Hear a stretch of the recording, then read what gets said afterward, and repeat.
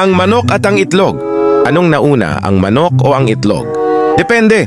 Kung may budget ka, manok. Kung wala, itlog na lang.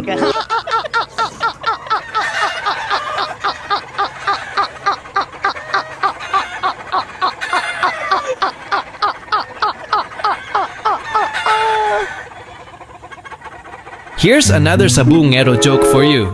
Sa isang masayang inuman, nagkukuwentuhan ang ilang matatandang sabungero. Nagtanong si Mang Jose, Ano ba ang pinakamahirap na desisyon sa buhay ng isang sabungero?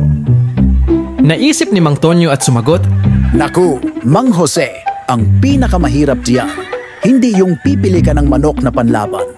Ang pinakamahirap, yung pipili ka kung alin ang uunahin mong kainin. Yung talo mong manok o yung panalo ng kapitbahay mong nasa labas ng bahay niya.